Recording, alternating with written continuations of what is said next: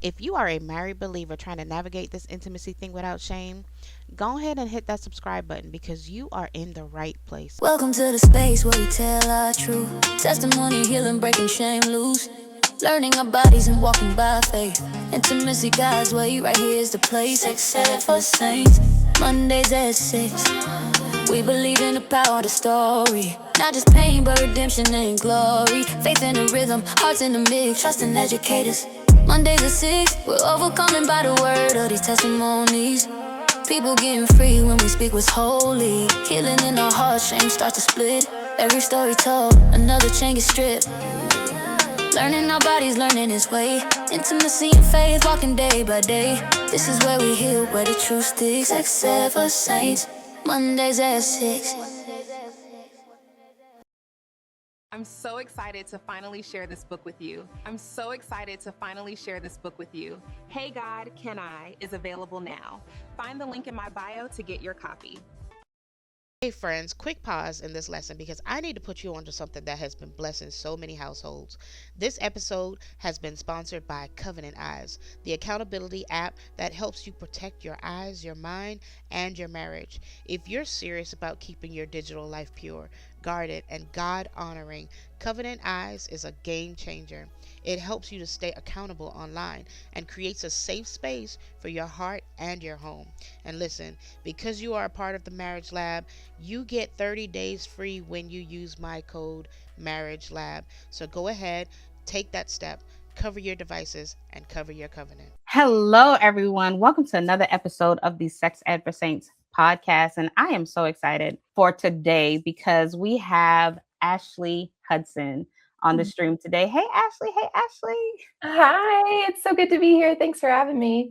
I'm so excited to have you because we are talking about purity, y'all. We're talking about the purity culture.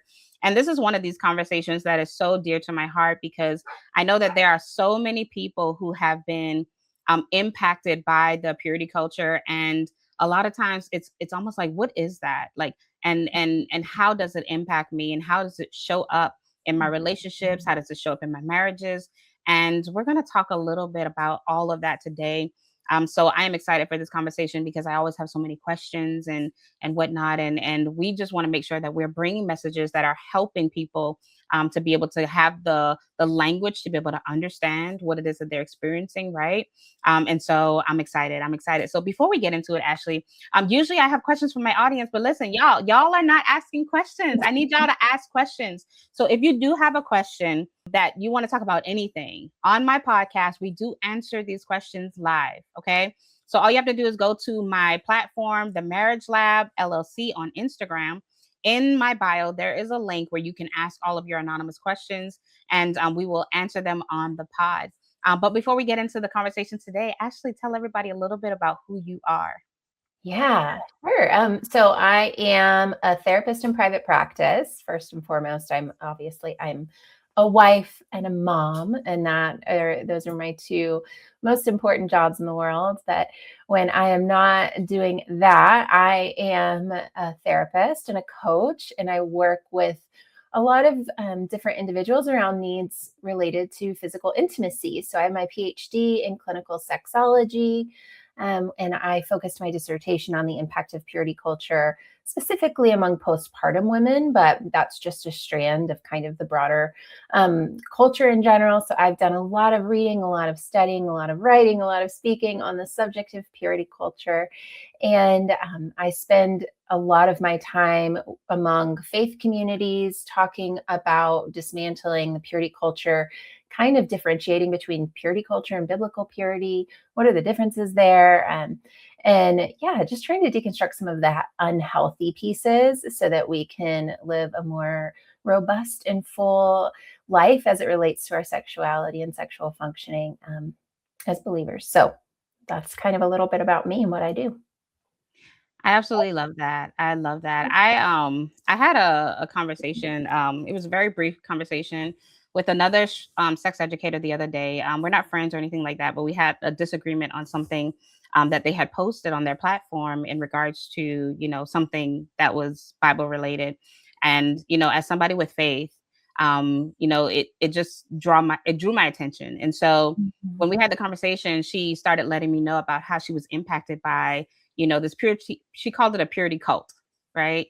Oh, And so she was like, I get it. Like, I don't believe in what you believe in. Okay, that's fine. And then she starts telling me about how she was a part of this community where, they couldn't do anything. They like it was pretty much drilled in her about purity, purity, purity, purity, purity, to the point where she's turned away from God completely. And so that kind of broke my heart, right? It broke my heart. And so, like, when we're talking about purity culture and all of that, what exactly is that? yeah, that's a good question because it is such a broad term and vague in and of itself.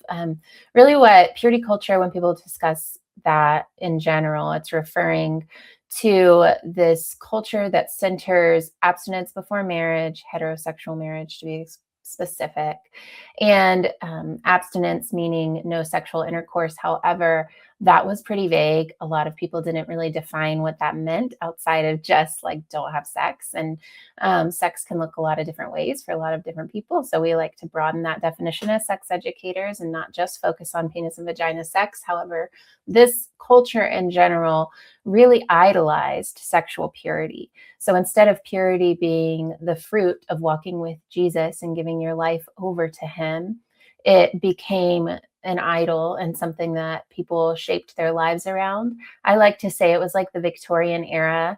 The purity culture movement was like a redo of the Victorian era, where purity and what it symbolized was usually a status, a social status, a moral status. It was something that kind of infused like the prosperity gospel with sexuality.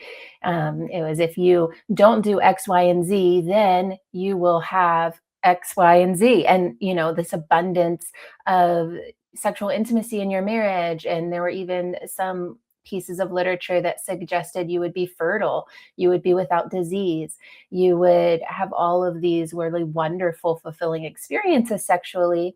And people live their whole lives kind of with this bait and switch of, okay, I'm not going to do these things, not because the Bible says so, but because it will win me, a future of fulfillment or pleasure or whatever, which is just a different form of idolization. And then they get to the other side of that, whether, when they get married and they become sexually active and they find it to not be fulfilling, or maybe they struggle with pain during sex, or they have difficulty conceiving and all they wanted was a child. And it came with this really heart-wrenching existential crisis for a lot of people, not just women, but men and women, questioning what was I even taught? And if that's not right, what else isn't right? And so we see all this deconstruction broadly, like you're describing with your acquaintance, people leaving the church altogether, people falling away or choosing a different path when it comes to their religious convictions and belief systems. And so I think we really do see this piece of the purity culture creating such a pain point that has caused an aha or a disillusionment among people that has kind of been a gateway to questioning everything. And so, yeah, it's so sad, right? And you asked about the definition. Hopefully I kind of answered that, but it is hard to wrap words around and to define, but there's a lot of literature and I can give you that for your show notes. Yeah, it is. It's so broad, and Mhm. you defined it as, it's this checklist basically, Mhm. and making sure that you're doing this, and this. And a lot of times people feel like I need to do these things to be pure, and it's so unfortunate. And a lot of times it's happening within the church, and I don't like to blame the church, because the church, I don't think that they're doing things wrong. I think that it's just not having the amount of information that is necessary to complete the whole picture. And Mhm. so, like, when it comes to that, what do you find with individuals who are in church, and hearing these messages? Like, what are some of the impact that you see within your profession? I see a lot of internalized shame. So it's really confusing to be told to monitor your body, make sure you pay attention to how you're using your body and showing up in the world. And then we call it this light switch myth where people expect that's just going to turn off one day. And that's actually not how sexuality works. During the purity culture movement, which was kind of in the 90s, 2000s, and strands of it still exist today, people who became sexually active before marriage were compared to things like dirty tissues, used cars, trampled roses. It's really hard to hear that during really formative years and not have that internalized in some way, shape, or form. And so I think a lot of what I work with is re-scripting. It's what I call re-scripting sex. I have a whole kind of like program on re-scripting sex, because a lot of it is, not all scripts that we inherit are bad. There are a lot of them that are biblically grounded and that are contributing to a healthy life. And we want to sit with our belief system and scripts and beliefs, convictions around sex, not haphazardly and not passively, like just because our grandmother believed that or our great grandparents believed, not just because our pastor or the elders said so, but because we're holding it with intention and also believe it to be true. And so I really invite people into a process of getting critical and thoughtful around what scripts they want to carry forward and teach their children and future generations, and which ones actually don't align with what they now believe scripture to say, because that changes throughout the lifespan. So I work a lot with people on re-scripting. I also see a ton of sexual pain because our bodies and our brains are intricately connected. Our pelvic floor is so influenced by our brain, and working with folks on how to rewire thoughts and have a more peaceful experience in their bodies during a sexual encounter, that sometimes takes some work. So I'm doing a lot of that.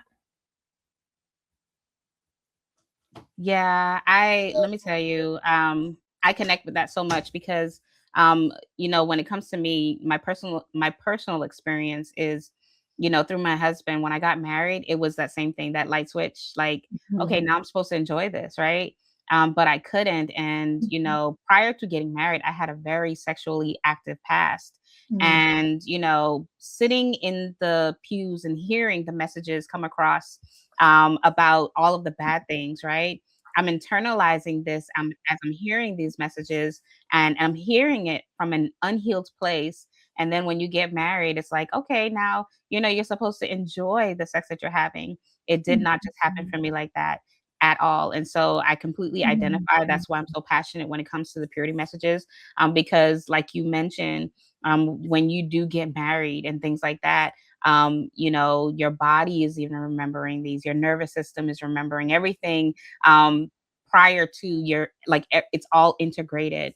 And so, like, when it comes to, you know someone who is experiencing something like that, what are some steps that they can do to even recognize, like, hey, I've been impacted by this purity message, I've been impacted by this, like, how can I move forward before I even get to the point of marriage?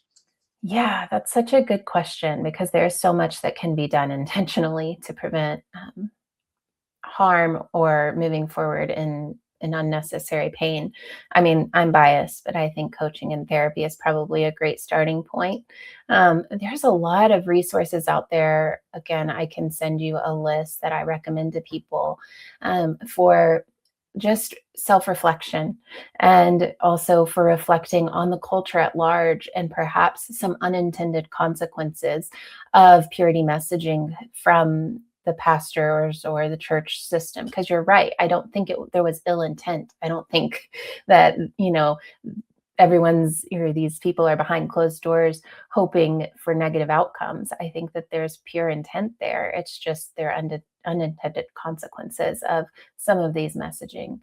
And so I have on my website a sexual health timeline, and I invite people to look at their past from as early as they can remember, rather whether it was like the first time they discovered their genitals and maybe a parent or a babysitter walked in on them and gasped and they have this moment of like, oh my gosh, what did I do? I feel so bad, from that moment until now. And at each moment, ask yourself some specific questions. So I kind of walk people through, what did I come to believe about my body? What did I come to believe about other people's bodies?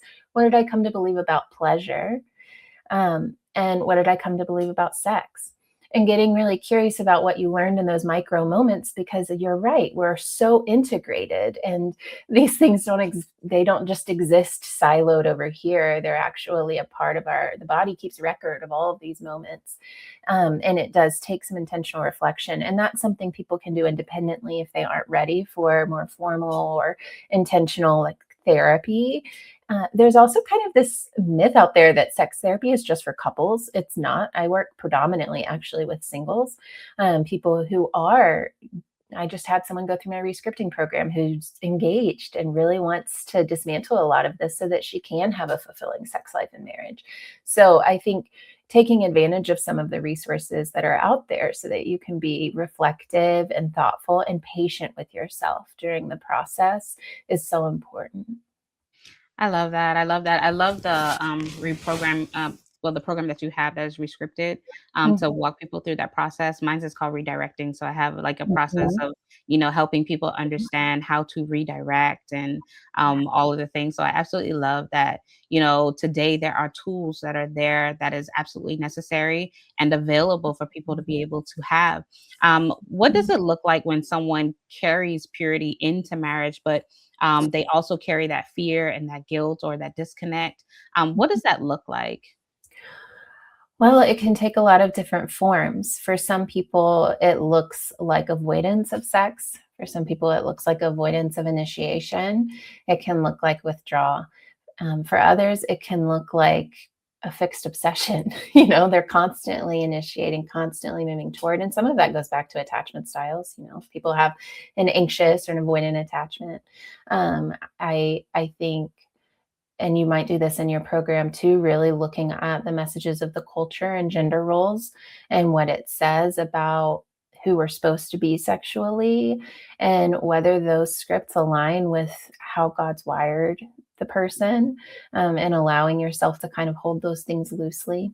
I see a lot of couples feeling really confused about how they experience sexual desire because we certainly didn't have a ton of education around sexual desire and arousal. We had a lot of abstinence-based education and information shared. And so I see kind of a misunderstanding of what we call responsive sexual desire rather than spontaneous desire. And all that means is that with responsive desire, usually there's some sort of initiation or arousal before you experience the desire to have sex, where spontaneous desire is like, oh, you see someone who is sexy and you love your partner and you want to go have sexy time with them because they looked good to you right then. Responsive desire tends to be very common for women and for a lot of people, and it requires a little bit more cognitive arousal on the beginning. It's kind of like when you don't want to go to the party, but then you put on your party clothes and go to the party, and then you're so glad you're there. That's kind of how I would talk about responsive desire. And so I see a lot of people misunderstanding that difference between spontaneous and responsive desire and equating it to perhaps mismatched or sexual compatibility and making broad, more sweeping meaning than is necessary behind that. Mhm. Um, I yeah. love that. I think I actually want to dive into that a little bit more because, when it comes to like responsive desire and whatnot, how can people tell the difference as to whether or not, okay, I'm responding this way because I have responsive desire versus am I responding this way because of something that I'm triggered by or something that has impacted me in the past? Like, how do they initially tell the difference? Because I see a lot of responsive desire in women. It's most common in women, right? Mhm. But sometimes what drives that? Hmm. That's such a good question. And it's hard to peel through all the layers to determine what comes first. It's like Mhm. a chicken or an egg Yeah. situation. And I like to remind people these things can change throughout Mhm. the lifespan, and they often will. They might change day to day based on hormones. It just Mhm. it really depends, especially for women. And so, if it's coming from a place of unhealed wounds, that usually will look more rigid. It will feel more fearful. It'll feel more anxious. It'll feel more like resistant. And responsive desire isn't grounded in resistance. It's just a different wiring. So Mhm. if you find yourself white knuckling and forcing your way into something, and then you don't leave having said, I'm glad I went to the party, that's Mhm. usually that's usually in woundedness. That's not a Mhm. place of, that's not simply a difference in wiring. That's a difference, Mhm. in perhaps a nervous system need for healing. And Yeah. so, and there are things partners can do to help with that, if that is the case, if there's sexual trauma or perhaps assault in the past, there are things that we can coach and help, partners do to create a healing environment. Yeah. But that is different than Yeah. just responsive desire. Yeah, I love that. In terms of, especially, that a lot of times your spouse can't help you within that experience. And I think that's one of the things that I just had this conversation with someone the other day. So what does that look like in your spouse helping you to, maneuver through this, and I guess, creating that safe space to be able to do that? Yeah.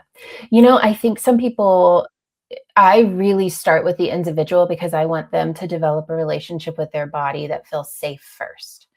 And sometimes I find people jumping into a relationship context to find safety where they actually haven't even established a sense of safety in a sense, like with their self by themselves first.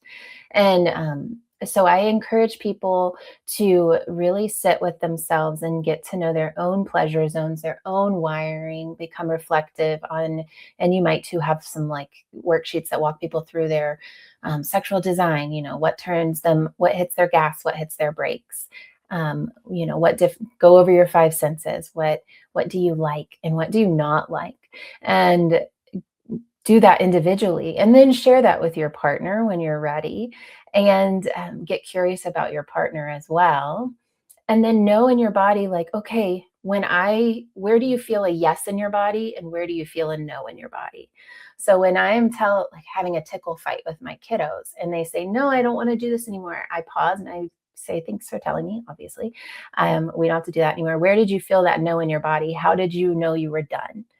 So I try to start teaching that early on, the somatic awareness of this is my yes, this is my no, and that can really help in a couple's context when they do start moving toward more intimate touch, so that the person who is feeling, who is maybe in the process of healing from a history of trauma or abuse, to first of all reclaim their voice, which is huge, reclaim a sense of autonomy and power in that space, because usually if there was a history of abuse, some level of power and control was used and they lost autonomy. And so reestablishing that is really important, ensuring that they can say yes and no at any point in time. I use the red, yellow, green light strategy with people so that they can determine, this is a yellow, I'm starting to feel a no come in. And the partner has to be really, really patient. And when your partner says, no, I'm done, that has to be, no, I'm done. And not taking responsibility for one another's sexual arousal cycle and one another's orgasm. That's drives me insane, because you can't give someone an orgasm any more than you can give someone a sneeze. I talk about that all the time. Right. But you need to be able to separate the two and take ownership of your own nervous system, your own sexual arousal system and sexual experiences. And from that place of independence and empowerment, move into the bedroom to actually share that with a partner. So anyways, kind of I love long-winded. that. But it's really good. It's really good. And I love how you connected, like getting to know yourself, and all the things. And I'm a firm believer in, you have to know your body before you can share your body, because it's not up to somebody to be able to discover your body for you. And so, a lot of this should be done within singleness, right? Mhm. And so, one of the things that you did mention was the senses. So how can someone learn, using the senses that they have, to be able to embrace the body and learn their body? Mhm. Yeah. Um, and I have like a my sexual design handout, and I'm trying to think in my head how it looks so that I can explain it. But I have physiological arousal and psychological arousal, which are two different things. We conflate them a lot, but they're very different. What feels good to the body, that might be arousing to the body, might be different for what turns your brain on psychologically to the idea of sex, and what turns you off. And I have a handout, and you can do this in a journal, but just write down the five senses. And you can complete the sentence. Say, name, three things within the within sight, smell, taste, touch, or textile, etc., that turn you on psychologically, that sound sexy to you. And that might be, chocolate or vanilla, or it might be the smell of roses. And then you'll do the same thing for what feels good to your body and what turns you on physically. And then you break that down into the five senses. And then you do it for the turn offs. And sharing that with your partner can be fascinating. And let me tell you, this changes so rapidly for women, depending on where you are hormonally, because of the way estrogen plays a role in our sensory gating. So I really encourage couples do this, and note it every week. And then during perimenopause, you want to check back in and see how things are changing. During pregnancy, my goodness, things are changing drastically. Yeah. So having flexibility there is key. But yeah, that's how I walk people through that. I love it. I love it. I just want to know, when someone feels like they are doing everything right, but they're still struggling, what happens in situations like that? Like, how do we maneuver? Yeah. When someone feels like they're doing all of these things, but they're still not experiencing sexual fulfillment and pleasure. Is that what you're asking? Yes. Yeah. Yeah. Exercising self-compassion in those moments can be really challenging. And usually it makes sense. The fact that they're not experiencing pleasure makes sense in some way, shape, or form. It might take partnering with a professional, someone who has studied this a lot, to help pull that apart and get curious with you about what could be standing between you and pleasure.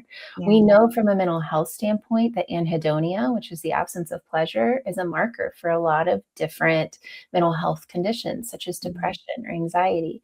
We know that a lot of psychopharmacology that's used to relieve such conditions also has an impact on things like orgasm and desire. And so we, especially those who are sex therapists in this space, who have studied both the biology and the psychology of how all this works together, can help peel apart those layers and point to something and say, have you considered the Zyrtec or this medicine you're on? Have you considered what your partner, your nervous system? There's this really fascinating book, Existential Power of the Penis, which sounds really funny, but one of my teachers wrote it, and it ties together attachment styles and how our genitals will sometimes display our attachment patterns and level of comfort first before we even know in our bodies and in our brains, that we are feeling anxious or avoidant. So leaning into some of those things can be really fascinating. And I think people can feel encouraged. Like, at the end of the day, yes, sexual pleasure, so much fun. Pleasure in general, so much fun. And is pleasure the point of living? No. Is, having fulfilling, pleasurable experiences a part of God's gift and design? Yes. And of course we want that. And at the end of the day, I think if we get tunnel vision and get lost in it, we forget the greater picture of what it means to be people who are ushering in the kingdom of God and serving people around us. We want to be, I like to say, I just wish the church talked more about serving the poor and loving well than they do what we do with our genitals. I think that we would see, a wild change among the world around us, but nevertheless. That is so true, though. It's a true statement. I absolutely love that. I absolutely love it. Do you think that the purity culture has, in a sense, made, sex feel a little bit more like a duty than a gift? Absolutely. Well, and historically, when you look at the history of morality and beliefs around sexual functioning, it's fascinating because we have periods in church history where sex was viewed strictly for procreation and not for pleasure. And then with actually the Puritans and kind of breaking away from Catholicism, we saw a rebirth of this idea that no, sex is both for pleasure and procreation.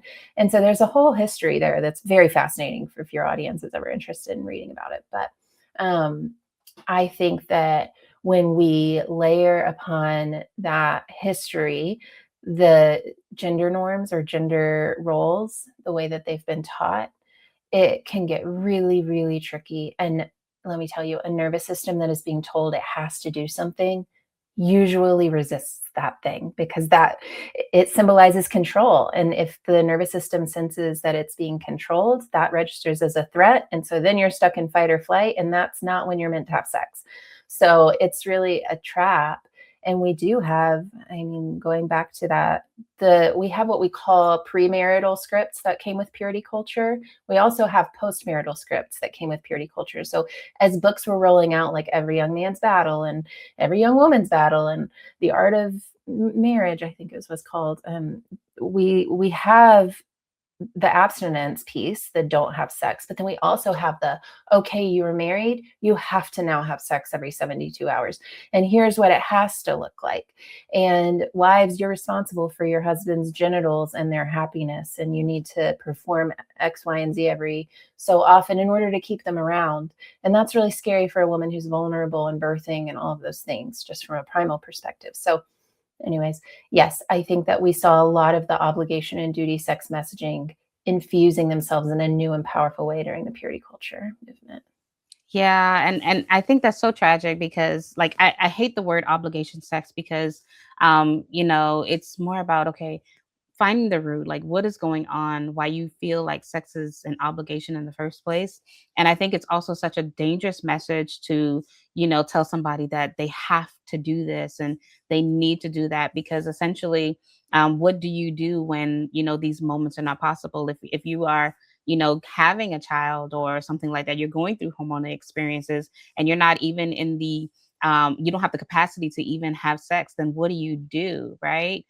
So how does someone get through that or understand how to not make sex an obligation or sit with that? Mm-hmm. Yeah.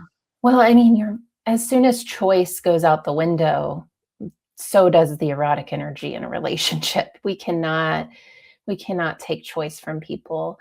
And so one of the first things we do, I don't know if you do this in your work, but we call it sensate, where we pull sex off the table altogether and we have couples abstain from sex. And we do that for a lot of different reasons. But first and foremost, when there are patterns of obligation and duty sex in the relationship, we have to peel it all back so that we can build a healthy framework, because it's usually rooted in what you're describing, this unhealthy system that somewhere there is the script that says you have to do X, Y, and Z. And usually both partners have their own scripts that are related to that in different ways. And that's going to take some individual work that they can do with their own therapist or coach. But taking sex off the table altogether can be a really helpful way to start, because it relieves pressure. And the amount of times we've just taken sex off the table and then all of a sudden a couple comes into the next session giggling and like, we made a mistake, we had sex, it was so fun and good. Yeah. Yeah, of course you did, because you were told you don't have to. And so it's like your nervous system took a deep breath and then wanted to play. Yay, that's great. So I think just doing that can help couples really now, I wouldn't say do that without the guidance and support of a professional, because it's not healthy to just, we're no longer going to, that can become weaponized as well, which isn't great. But I think to do it intentionally with a professional or some sort of guidance could be really helpful, to peel back the layers there and figure out, wait, who is telling me that I have to do this? Where did that come from? Is it true? Is it helpful? Is it life-giving? That's really important place to start. I love that. I love that because it sounds counterintuitive, right? Yeah, it does. And sometimes, when you're talking to people and you're like, no, take sex off the table, it's like, what do you mean? I don't understand, right? But if you actually, do what you're supposed to do, then it does the exact opposite. You actually want to desire. And so I think that's such a good thing to be able to focus on. So I know we've been here all, like we could talk about this topic all day. Sure. And we've talked about what purity, looks like from the perspective of, the trauma of it. But what does it look like to honor God with your purity? Mhm. Yeah, I like to bring people back to like purity is the fruit of walking in oneness with the Lord and having his desire and his heart formed in you. It is not a performance. In fact, I would argue that the Pharisees did a lot of performing, and Jesus really called them out pretty hard for that. So we are really called to live not by the letter of the law, but the spirit of the law. And that requires us to live surrendered. And so when I talk about, teaching my daughter and son about the concept of modesty without putting moral burden on them, I'm talking about it from a posture of stewardship. What does it mean to have a wonderful, beautiful, good body that God's gifted you with? And how can we steward that body well? From everything to what you feed it, to how you move it, to how you dress it. And so holistically moving into how you use and show up with your body in different spaces from a place of surrendered. Like, this isn't my body. God's given me this, and now it's his, and he gets to guide how I use it. And as you move into that way of living, that's very different. It's like the inside of the cup versus the outside of the cup thing that he talks about in scripture. We're not needing to polish up the outside of the cup. We need to meet with him and let him polish the inside of the cup. He died for us. We just celebrated this, right? Like, he did all the work. We don't make ourselves pure. He's made us pure. And getting to live with him in a position of surrender and say, God, it's all you.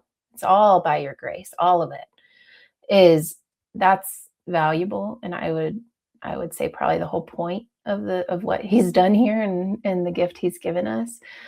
So I urge people, I think, to walk with a posture of humility and surrender before the Lord, and focus less on the do's and don'ts and the rules and the rigidity, and more on the value system and a turning toward to him and what he's calling you into.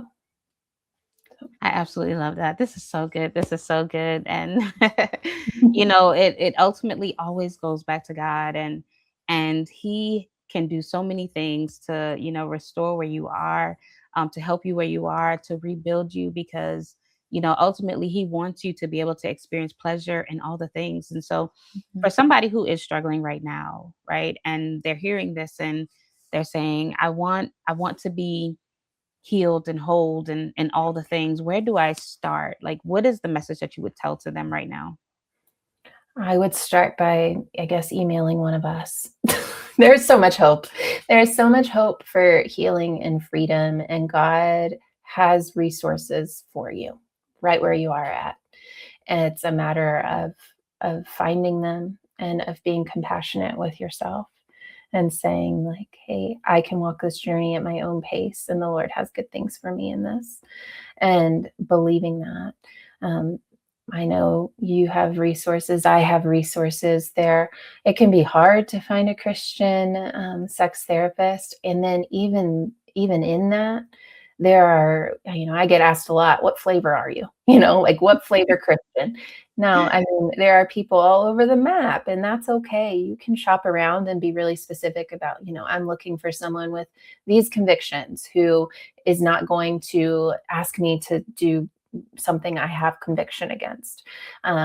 It's okay to ask those questions. It's okay to interview coaches and therapists. I tell people often they're hiring me for a job. So goodness, I would hope that they would interview, ask where your people get their training and what their stances are on different things, and how they would handle if you said something like, hey, I hold conviction against masturbation. I hold conviction against pornography. I hold conviction against whatever the hot topic is. So the person knows that. And most of us are going to practice ethically and not push people into the things they feel conviction around. But that's where I would encourage them to start. I love it. I love it. I love it. And lastly, I want to ask, really, this is really a church question, because we talked about it a little bit earlier in terms of like the church. What do you think that churches can do to begin having healthier conversations about sex?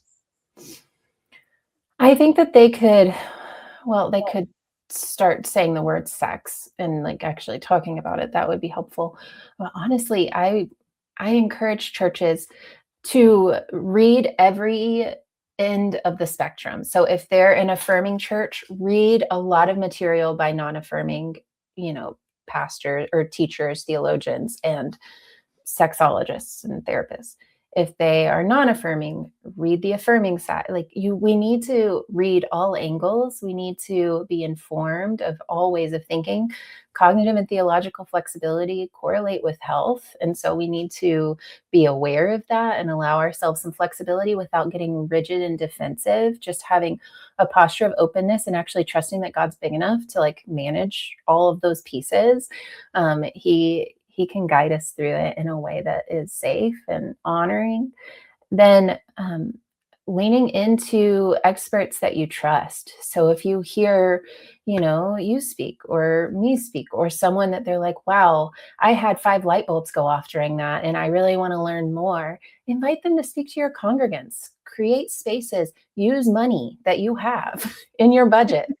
As a church Say that one more time. Use the money that you have. use the money you have to hire people who know what they're talking about and who are not going to continue harmful patterns that we know lead to brokenness and pain for people, because that's not God's heart. And we're not going to do this perfectly, right? We're broken. Churches are full of broken people. You're not going to find a perfect church out there. The least we can do is walk in humility and have a heart that is postured to the Lord as, in surrender. I'm like, God, you've got this. Just tell me who to hire. I love it. I love it. I love it because ultimately that would lead to healthier marriages within the church. Mm-hmm. Right. And that does so much for the body. So I thank you, Ashley. This was so good. I absolutely enjoyed this conversation. Like I said, we could be here all day, but what is one last thing that you would like to say to somebody who might be watching this? Yeah. Well, I mean, there's so much hope. I would say if you're in a place of pain, there's so much hope. If you actually come to this episode or you hear this and you're in a good place, that's a great time to grow and learn more, and to become more resilient and build strategies and skills in this moment when you're feeling really good and healthy that you will be glad you have in your back pocket, maybe in the future when you're going through a harder season. So this is a good season, and a good space. This is a good, podcast to pull resources from. And so there's so much hope, and you may be surprised at how many resources are out there that could help you right where you're at. I love it. I love it. Thank you, Ashley, for coming on the pod. Listen, y'all, there's a wealth of knowledge that Ashley just shared. And, there are so many layers to, some of the conversation that we had today, where I don't even think that you might get it all in one conversation. You might have to watch this episode twice to be able to dissect what she said, because it's so much. It's so full. And I would say use this episode as a tool to, help you become a healthier you. And so I just want to thank you, Ashley, for, again, sharing your knowledge, because, I truly believe that somebody is going to be blessed while they are watching this, because, there are so many people who have been impacted by purity culture and all the things. And, although the intentions were good, it did a lot of harm to people. And, we want to make sure that people are, prepared essentially for the bridegroom, right? Like we want to make sure that we are whole and complete and able to give ourselves in a way where we're completely free from shame, free from trauma, free from all the things, and be able to embrace your spouse the way that God designed you to. Before we go, I forgot to ask, where can people find you? No, I can give you my website. You can put it in the notes. It's pearlandprocess.podia.com. Is where people can find me, and they can, if they want more specific like coaching and therapy support, they can find the link there. Yes, y'all. She had like a ton of resources that she mentioned on this episode. So definitely, that you can go to that website and, get a lot of tools that she just mentioned. And so again, thank you. And we're going to say bye. Bye. All right. That was. Hey, y'all. Thank you so much for listening to today's episode. Now, friends, if this conversation blessed you, do me a favor. Take a moment to like, leave a review, and subscribe wherever you listen to your podcast, because you already know we need more faith-filled, real conversations like this in the world. And listen, I know you heard a gem today, something that made you pause, something that made you think, something that made you say, woo, this was for me. But friend, it might not be just for you. So go ahead and share this episode with someone who needs to hear it. Send it to a friend, a spouse, a sister in Christ, somebody who's been feeling stuck or silent in this area. Let's spread healing, freedom, and truth one conversation at a time. And until next time, we're going to get candid, but keep it God. We'll talk to you soon. Bye. Mondays at 6, come and sing this out. Oh, let's sing this out. Oh, this the space where hearts get free. Learning our bodies with holy therapy. God wrote desire with love in the mix. Sex ed for